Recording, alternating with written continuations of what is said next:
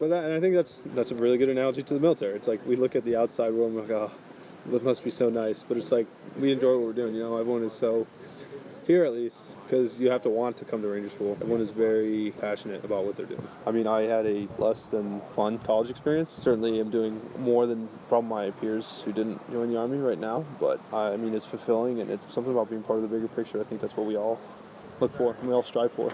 I would gather that probably 99% of the people here would still choose their same path if they had to do it over again. It makes you grow up really fast. I hang out with my friends from back home. We're two different age groups now because you're responsible for so much. Like, I'm 23 years old. When I go to Fort Campbell, I will hopefully quickly be put in charge of a platoon. That's 42 guys aged from 18 to 30 that I'm going to be responsible for as a 23-year-old. So it's kind of like the cumulative experience that really kills you. There are days that suck. Like our first day of the FTX last week, it hailed on us, and I was incredibly cold, and it was rough. But then I was like, this is what we chose to do. Like, I can't really complain. You know, we actively volunteered to be doing this. So there's sleepy rangers and hungry rangers. I'm definitely more of a sleepy ranger. We were walking along in the woods, and the line just stopped all of a sudden. We didn't know why it stopped, and the RI comes and walks a few people up. He goes, "Wake up, man!" And he fell asleep standing up.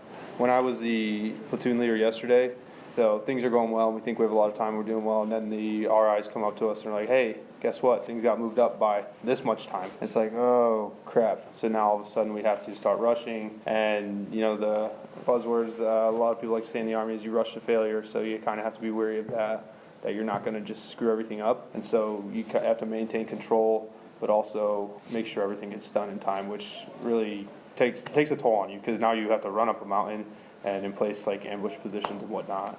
In the planning process, like, I made my fair share of mistakes. So one thing specifically was like figuring out the direction of travel that the enemy was coming from, because that matters very much to how you're going to place your support by fire position for the ambush.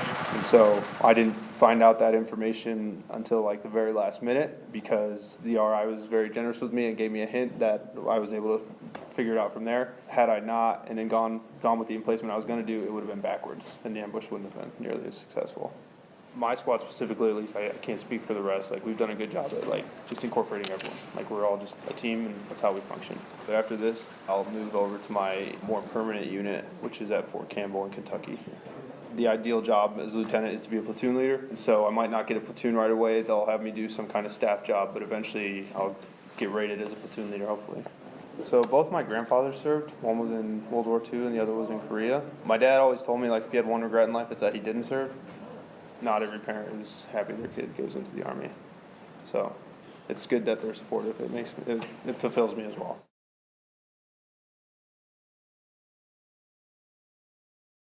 This story was crafted during the Woodall Weekend Workshop, sponsored by the University of Georgia's Grady College of Journalism and Mass Communication, with the generous support of Henry and Linda Woodall.